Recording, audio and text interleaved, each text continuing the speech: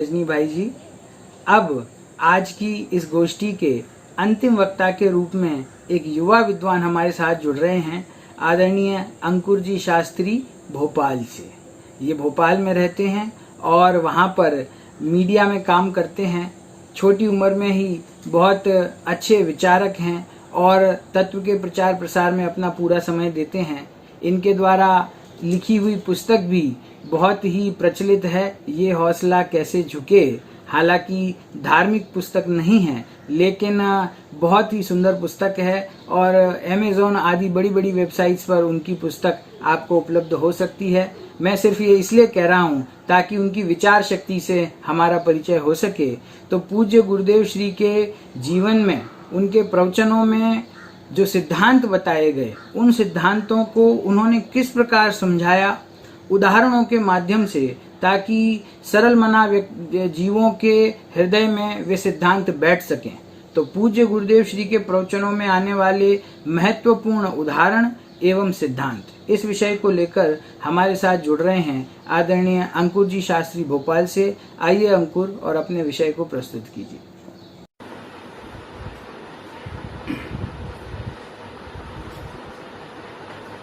श्री वीर को वंदन करूं मैं, गुरुदेव को भी नमन करूं, सत्दर्श का अंकुर जो फूटे, मोक्ष पर फिर मैं बढ़ूं। आदरणीय विद्वत वर्ग एवं सभी साधवी बंधुओं जो भी विभिन्न माध्यमों से इस ऑनलाइन संगोष्ठी का रसास्वादन कर रहे हैं, सभी को मेरा सादर जय जिनेन्द्र। प्रवर्तमान गोष्ठी में मेरा विषय है, जैसा कि आपने देखा ही होगा, संचालक महोदय ने भी इसका जिक्र किया था कि उदाहरण और सिद्धांत। गुरुदेव श्री के व्याख्यानों में उदाहरण और सिद्धांत, तो किस तरह से उदाहरण और सिद्धांतों का समावेश करती है गुरुदेव श्री अपनी वक्तृत्व, अपने व्याख्यानों में विभिन्न उदाहरण सिद्धांतों का उल्लेख करते हुए विषय का प्रतिपादन किया करते थे, और किस तरह से वे ये जताते थे कि इस सदी में संभवतः वे अपने आप में इकलौते ही इस तरह के वक्ता रहे हैं जिन्होंने पूरी ईमानदारी के साथ जो भी विषय उन्होंने चुना और उस विषय का जिस तरह से प्रतिपादन किया, उस विषय में पूरी ईमानदारी बरती। और कभी भी ये हम नहीं देख सकते कि उदाहरणों का अतिरेक सिद्धांतों को पर हावी हुआ हो, या फिर प्रवचन सुनने के बाद, व्याख्यान पूरा होने के बाद किसी भी श्रोता के दिमाग पर कोई उदाहरण स्ट्राइक कर रहा हो, या फिर किसी वक्ता की वक्तृत्व शैली स्ट्राइक कर रही हो। क्योंकि ऐसे जो भी व्याख्यान होते हैं वे उन्हें कभी भी अच्छा नहीं माना जा सकता कि हमारे दिमाग में व्याख्यान खत्म होने के बाद यदि वक्ता स्ट्राइक कर रहा है या फिर उदाहरण स्ट्राइक कर रहे हैं तो वो अच्छा व्याख्यान नहीं है। उदाहरण कभी भी व्याख्यानों के मध्य में नमक के जैसे होना चाहिए, और नमक को भोजन में किस तरह से प्रयोग करना है, ये कला जिस वक्ता के पास है, समझिए कि वो बहुत ही प्रभावी वक्ता होता है, और जिसका सबसे बड़ा जीता जागता उदाहरण हमें गुरुदेव श्री के माध्यम से सामने आया। यदि वक्तव्य के बाद, व्याख्यान के बाद यदि हमारे दिमाग में तत्व स्ट्राइक करता है, आचार्य देव स्ट्राइक करते हैं, जिनकी बात पर वो व्याख्यान, जिनके ग्रंथों के आधार पर वो व्याख्यान किया गया है, तभी उस व्याख्यान को सार्थक समझना चाहिए। और इसका सर्वोत्तम उदाहरण गुरुदेव श्री के माध्यम से हमें देखने को मिलता है। गुरुदेव श्री ने तत्व की प्ररूपणा करने के लिए, लोगों को प्रेरणा देने के लिए, विषय को आसान बनाने के लिए जिस तरह के उदाहरणों का समावेश किया, वे निश्चित तौर पर हम सबके चिर परिचित रहे हैं। उन सबको हमने हमारे जीवन में अनुभूत किया है। इसीलिए जब भी किसी विषय को, जो भी गूढ़ विषय होता था, उस बात को लोगों के हृदयंगम कराने के लिए, या जब विषय कभी भी एक रस एक प्रवाह में जा रहा हो, तो उस समय जो विषय को हल्का करने के लिए, लोगों को वापस विषय से जोड़ने के लिए गुरुदेव श्री उदाहरणों का प्रयोग किया करते थे। मैंने ऐसे तो बहुत सारे उदाहरण गुरुदेव श्री के प्रवचनों में आते हैं, मैंने कुछ चुनिंदा उदाहरणों का समावेश संकलन किया है। जितने भी मैंने जो प्रवचन सुने हैं, हालांकि 9000 प्रवचनों में मैंने बहुत थोड़े ही प्रवचन सुने होंगे, लेकिन अपने कुछ अग्रज भाइयों से चर्चा करके जो मैंने यह संकलन बनाया है, उनके आधार पर ही मैं यहाँ पर अपना वक्तव्य पेश करूंगा। उम्मीद है कि इस 10-12 मिनट की जो चर्चा है, इसमें मैं इन सभी का उल्लेख कर सकूं, लेकिन यदि नहीं कर सका तो जितने की भी मैं चर्चा कर सकूंगा उसको ही मैं यहाँ पर पर्याप्त मानूंगा। देखिए, समय सार ग्रंथ के संबंध में गुरुदेव श्री को किस तरह महिमा आती थी, इस बात से तो हम भली भांति परिचित है। जब हम 19वीं गाथा के प्रवचन सुनते हैं या और भी अनेक स्थानों पर जब सुनते हैं तो गुरुदेव श्री इसकी महिमा गाते हुए कहते थे कि जैसे कोई विदेश से लौटा हुआ व्यक्ति हो तो वो विदेश से आने के बाद सबसे पहले अपने स्वजनों के लिए सबसे प्रिय, सर्वोत्तम, अद्भुत वस्तु जो होती है, जो वो विदेश से लेकर आया है, वो लोगों के सामने प्रस्तुत करता है। और जो स्वजन होते हैं, जो परिजन होते हैं, वो भी उस वस्तु को पाने के लिए बहुत लालायित होते हैं, उत्सुक होते हैं, उसको ग्रहण करने की बहुत ही तीव्र भावना उनके अंदर होती है। ठीक इसी तरह हमारे लिए आचार्य कुंद विदेश क्षेत्र से, विदेश क्षेत्र हम सबके लिए एक तरह से विदेशी कहना चाहिए कि वे हमारे लिए जो अनुपम अद्भुत चीज जो विदेश क्षेत्र से सिमंदर भगवान के यहाँ से लेकर आए वो था समय सार परमागम। हालांकि अनेक लोगों के विभिन्न प्रकार के मत हैं कि विदेश क्षेत्र से आने के बाद आचार्य कुंद ने समय सार की रचना की या प्रवचन सार की या पांचों परमागम की रचना की या 5 परमागम से कुछ एक परमागम की रचना की। इस संबंध में अलग अलग मत है, लेकिन गुरुदेव श्री यही माना करते थे कि जो समय सार है वो सीधे सिमंदर भगवान की दिव्य देशना का रसास्वादन करने के बाद हम सबके सामने आचार्य कुंद ने प्रस्तुत किया है। और वैसी ही लालसा, वैसी उत्सुकता, वैसा ही उत्साह हमें भी समय सार को ग्रहण करने के प्रति होना चाहिए। देखिए इसी तरह जो एक त्रिकाली ध्रुव भगवान आत्मा को ग्रहण करने की बात जब आती थी और उसको द्रव्य कर्म, नौ कर्म और भाव कर्म से न्यारा बताना हो तो गुरुदेव श्री नरियल का उदाहरण दिया करते थे। वह भी काफी प्रसिद्ध उदाहरण है कि जैसे नरियल होता है उसमें सबसे ऊपर जटाएं होती हैं, उसके बाद फिर नरेटी होती है, फिर उसके पश्चात जब जो लाल छाल होती है, इन तीनों को ही अलग करके जो स्वच्छ सफेद हष्ट पुष्ट मिष्ट जो नरियल है वह ग्रहण करते हैं। जब भी कोई मिठाई बनाता हो, नारियल के पेड़े बनाता हो तो वो उस छाल को भी साफ करके नरियल ग्रहण करता है। इसी तरह उन्होंने जो 9 कर्म है उसको जो जटाएं हैं उसके स्थान पर रखना, जो द्रव्य कर्म है उनको नरेटी के स्थान पर रखना और जो लाल छाल है उसके स्थान पर भाव कर्म को रखना।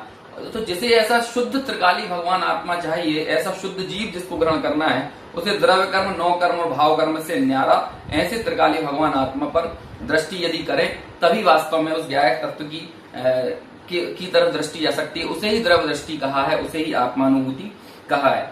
गुरुदेव श्री के व्याख्यान में इसके साथ ही जो व्यवहार का निषेध तो यद्यपि वे अनेक प्रकार से किया करते थे और निश्चय को ग्रहण करने की ही बात कहा करते थे, लेकिन एक बहुत ही सुंदर उदाहरण जो लगता है वे कि जब भी कोई हलवा बनाता है तो सबसे पहले आटे को हम लोग किसमें सेंकते हैं कि हम सभी लोग आटे को पहले शुद्ध घी में सेंकते हैं, है ना। उसके बाद फिर शक्कर का पानी उसमें डाला जाता है जब वो आटा सिक जाता है। कभी ये नहीं करेंगे कि भाई घी तो बहुत महंगा है, पानी सस्ता, इसलिए पानी में आटे को सेंक ले।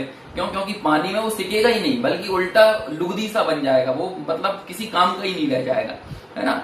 तो ऐसे ही कोई यदि सोचे कि भाई सम्यक दर्शन तो हो नहीं रहा है, निश्चय का ग्रहण तो हो नहीं रहा है, इसलिए व्यावहारिक क्रियाओं में शुभ कर्म, शुभ क्रियाओं को करते हुए मुक्ति श्री की प्राप्ति कर ली जाए, शुद्ध भावों तक पहुंचा जाए, तो फिर गुरुदेव श्री कहते थे भाई ऐसा कभी होने वाला नहीं है, बल्कि जो कुछ भी ग्रहण होगा वो हम उल्टा मट्टी पलेती कर देंगे। क्यों? क्योंकि कभी भी शुभ करते करते शुद्ध हो जाए, इसका निषेध करने के लिए गुरुदेव श्री एक और बात कहा करते थे कि भाई जैसे कि लहसुन खाते खाते किसी को अमृत की डकार आए या जहर पीते पीते कोई अमृत को प्राप्त करना चाहे, जो ये कभी संभव नहीं है, ऐसे शुभ भावों को ग्रहण करते करते कोई यदि सोचे कि भाई शुद्ध में पहुंच जाए तो वो कभी भी संभव नहीं है। इसी तरह एक अति प्रसिद्ध लेणी पीपर का उदाहरण भी गुरुदेव श्री का आता है। सभी ने ये सुना होगा कि भाई जो लेणी पीपर में जो तिखास आती है वो लेणी पीपर के अंदर ही रहती है, लेकिन आप शुरुआत में उसको चखेंगे तो शायद उतना तीखापन नहीं लगेगा, लेकिन जैसे जैसे उसको और घोंटते जाएंगे तो उसकी तिखास बढ़ती जाएगी। तो वो जो तिखास है वो कहाँ से आ रही है? वो लेणी पीपर में से ही आ रही है ना। ऐसे इस त्रिकाली शुद्ध भगवान आत्मा में जो शुद्ध निर्मल पर्याय निकलती है, चाहे वो सम्यक दर्शन की हो, केवल ज्ञान की हो, ये सब पर्याय कहाँ से आए? क्या बाहर से इनका समावेश हुआ है या फिर उसमें ही वे इनबिल्ट थी, पहले से थी? उनका उन शुद्ध पर्यायों का कारण वो त्रिकाली भगवान आत्मा स्वयं था। तो जैसे जैसे इच्छा निरोध तपा या फिर संवर के द्वारा, निर्जरा के द्वारा जैसे जैसे ये स्वरूप में मग्न होता जाता है, वैसे वैसे वे निर्मल पर्याय भी हमारे सामने आती जाती हैं। वास्तव में वे निर्मल पर्याय किसी बाहरी अवलंबन से नहीं आई हैं, बल्कि इस त्रिकाली द्रव्य की स्वयं की थी, इस जीव की स्वयं की ही थी, तभी वे हमारे सामने आई हैं। और इसी बात को कहते थे कि भाई जिस व्यक्ति ने आत्मानुभूति किया है वही जैन है। और वे जैनत्व को समझाने के लिए बहुत ही सुंदर चर्चा उदाहरण दिया करते थे कि एक बहुत सुंदर छंद भी वे हमेशा याद किया करते थे, घट घट अंतर जैन वसे, घट घट अंतर जैन, है ना। मद मदिरा के जोर से मतवाला समझे नहीं, तो वे कहते थे कि भाई जो जैन है, जिसने आत्मानुभूति की है, वही जैन है। सिर्फ नाम रख लेने से, कुल परंपरा से कोई यदि जैन लिखता हो या अपने सरनेम के आगे जैन लगाने से कोई जैन नहीं हो जाता। जैसे कोई चिरायता की बोरी हो और चिरायते की बोरी पर कोई शक्कर लिख दे, तो उस चिरायते की बोरी में मिठास नहीं आ जाएगी, उस चिरायते में मिठास नहीं आएगी। ऐसे ही अंदर में तो हम विषय कषायों का पोषण करते हैं, संयोगों से सुख दुख मानते चले आ रहे हैं। तो ऐसी मान्यता वाले लोग अपने नाम के आगे जैन भले लिखते हो, लेकिन वे जैन नहीं है, क्योंकि जब तक आत्मानुभूति नहीं है तब तक जैनत्व का ग्रहण नहीं किया जा सकता। पहली गाथा समय सार की जो है, उसमें जो अमृत चंद्राचार्य की टीका में प्रतिछंद स्थान पर सिद्धों को स्थापित करने की जो बात आई, उसमें गुरुदेव श्री का उदाहरण बहुत ही प्रभावित करता है। गुरुदेव श्री कहते हैं कि हम जैसे किसी खाली स्थान पर जाकर किसी ऊंचे पर्वत पर जाएं, वहां सुनसान पर्वत हो, वहां से ऊपर से आवाज लगाएं, तो उल्टा जो हमने जैसे हमारा नाम पुकारा तो सामने से भी इको हमारे नाम का ही आएगा। मैं यदि अंकुर बोलता हूं तो सामने से भी अंकुर ही हमें सुनाई देगा। ऐसे ही हम भगवान के सामने जाके बोलते हैं हे भगवान, लेकिन भगवान सिद्ध भगवान वो प्रतिछंद स्थान पर है। अनंत भगवान के सामने हमने बोला हे भगवान, तो वहां से उल्टी हमारे लिए जो रिफ्लेक्शन होता है, जो भगवान की तरफ से ध्वनि आती है, वो कहती है हे भगवान। वे हमारे भगवतपने को देखने की बात करते हैं और हम अनादिकाल से उनका भगवतपना तो देख रहे हैं, लेकिन अपना भगवतपना हमने अभी तक नहीं देखा है। इसी तरह शुभ भावों का निषेध करने के लिए वे कहते थे कि भाई मिथ्यात्व के सद्भाव में हम कितनी भी शुभ क्रियाएं करें, लेकिन उनका कोई बहुत ही उचित फल हमें प्राप्त होने वाला नहीं है, क्योंकि आत्मानुभूति में ही पुण्य को संरक्षण करने की सामर्थ्य है। यदि हम पुण्य क्रियाएं बहुत करते हैं, ऊपर से मिथ्यात्व है, तो मिथ्यात्व के जोर में भी सारा पुण्य अप्रशस्त में ही बदल जाने वाला है, वो पाप में ही कन्वर्ट हो जाने वाला है। इसका एग्जाम्पल भी दिया करते थे कि जैसे कोई रस्सी बनाने वाला व्यक्ति हो, अब वो रस्सी बनाता जा रहा है और उसके पीछे एक बछड़ा बंधा हो, तो वो बछड़ा क्या करेगा, ये रस्सी बनाता जा रहा है, वो बछड़ा रस्सी खाता जा रहा है, चबा चबा के वो रस्सी को खत्म कर देता है। एक स्थिति आती कि अगले दिन सुबह देखा कि वो जितनी रस्सी बनाई थी वो पूरी रस्सी खत्म हो गई, क्योंकि बछड़े ने वो पूरी रस्सी को बर्बाद कर दिया। इसी तरह हम पुण्य तो बहुत कर रहे हैं, लेकिन वो जो मिथ्यात्व का बछड़ा है वो पूरी पुण्य क्रियाओं को साफ कर जाता है। कर्णानुयोग के जरिए भी इस बात को सिद्ध किया जा सकता है, जब कहा जाता है कि जो 15 गुणा गोड़ी सागरोपम का साता वेदनीय हो, वो असाता वेदनीय में कन्वर्ट हो जाता है यदि मिथ्यात्व सत्ता में पड़ा हुआ हो। इसलिए मिथ्यात्व के सद्भाव में शुभ क्रियाओं का कोई मूल्य नहीं है। और वे कहते थे पहले में पहले कुछ करना है तो सम्यक दर्शन की प्राप्ति करना है, मिथ्यात्व का अभाव करना है। इसी तरह विषय कषायों में जिनको रस आता है, उनके ऊपर गुरुदेव श्री ने इतना करारा प्रहार किया।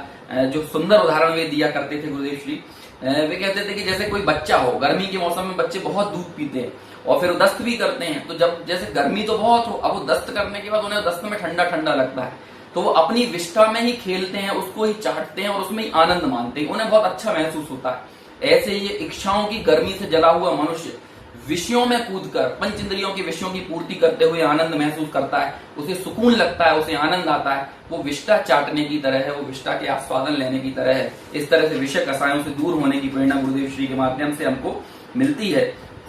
गुरुदेव श्री का शिथिलाचार के ऊपर भी हमेशा बहुत ही करारा प्रहार रहा है। वे कहते थे कि जैसे कि मूर्ति पूजक दिगंबर श्वेतांबर हैं या स्थानकवासी श्वेतांबर हैं, उन्होंने उनकी जो मान्यताएं हैं उनके ऊपर गुरुदेव श्री ने एक एग्जाम्पल दिया है कि जैसे कोई साहूकार हो, उसने किसी व्यक्ति को 100 रुपए उधार दिए, अब वो उधार लेने वाला व्यक्ति मर गया, तो वो साहूकार सोचता है मैं इसके पुत्र से ज्यादा पैसे वसूल लूं, इसलिए वो अपने बही खाते में 100 रुपए के 10,000 रुपए लिख देता है। जब वो उस पुत्र के पास पैसा लेने के लिए जाता है कि बेटा तुम्हारे पिता ने मेरे से 10,000 रुपए उधार लिए थे, वो पुत्र फिर बही खाते में देखता है, वहां उसे 100 रुपए लिखे दिखाई देते हैं। तो पुत्र कहता है कि यदि मैं 100 रुपए का, सोचता है मन में कि यदि मैं 100 रुपए का जिक्र करूंगा तो मुझे हो सकता है पूरे 10,000 रुपए चुकाना पड़े। तो वो पुत्र बोलता है नहीं, पिता ने ऐसा कोई रुपया आपसे उधार नहीं लिया था। तो एक ज्यादा बताता है और एक जितना था उसको भी गोल कर देता है।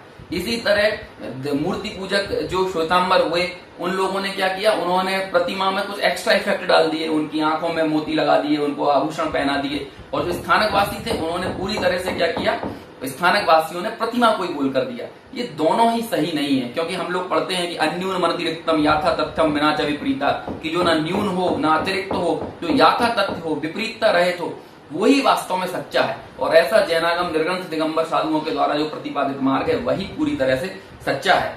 दिगंबरों के शिथिलाचार पर भी गुरुदेव श्री ने बहुत करारा प्रहार किया। गुरुदेव श्री कहा करते थे कि भाई जैसे दिगंबर लोगों में इस समय क्या है, वर्तमान में एक उदाहरण दिया करते थे कि जैसे किसी सेठ के पुत्र हों, अब वो सेठ का तो देहावसान हो गया, उन पुत्रों के पिता गुजर गए और वे गरीब भी हो गए, जो लक्ष्मी थी, जो पैसा था वो भी खत्म हो गया। तो जो पिता का जो कहना चाहिए जो वसीयत होती है, उस वसीयत पर सारे पुत्र आपस में लड़ते हैं।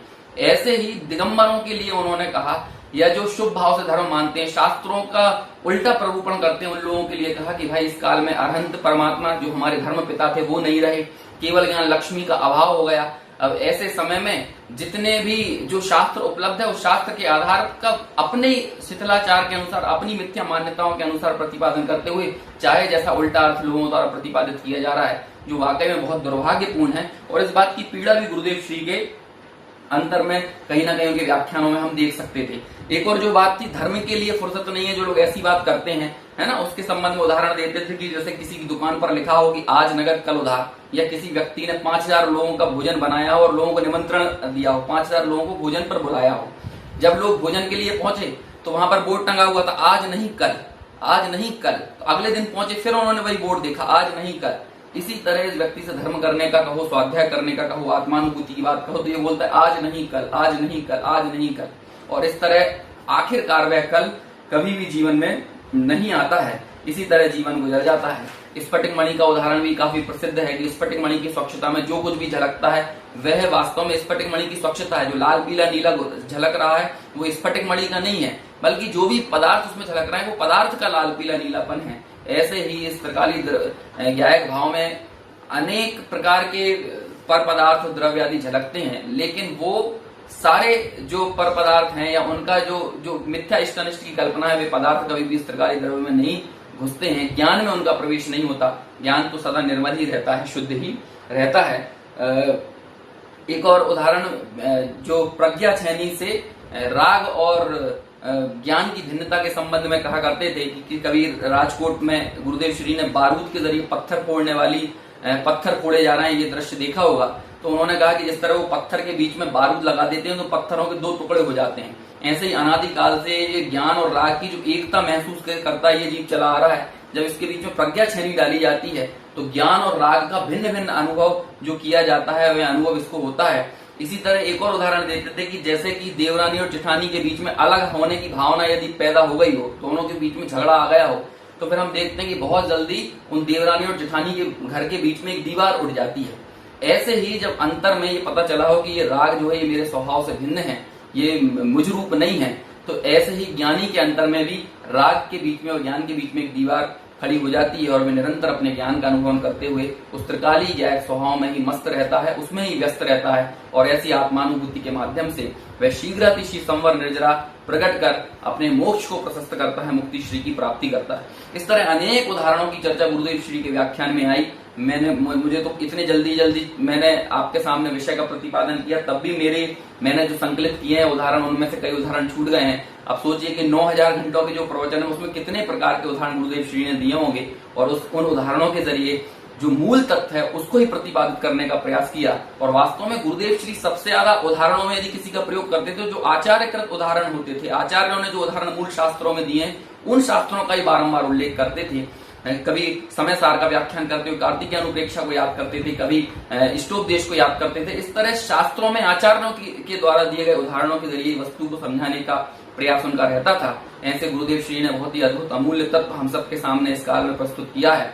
ऐसे गुरुदेव श्री की जयंती पर हम उन्हें स्मरण करते हुए ये भावना भाएं कि हम अधिक से अधिक समय गुरुदेव श्री को सुनने में, उनके व्याख्यानों को पढ़ने में हम हमारे जीवन को लगाकर, साथ में जो उनका जो मूल तत्व है उस तत्व के अनुसार अपनी दृष्टि को सम्यक बनाकर हम अपना मुक्ति मार्ग प्रशस्त करें। इसी मंगल भावना के साथ अपनी वाणी पर विराम देता हूँ। सादर जय जिनेन्द्र। धन्यवाद अंकुर जी। अब आज के इस गोष्ठी के कार्यक्रम के जितने भी विद्वान थे, वक्ता थे,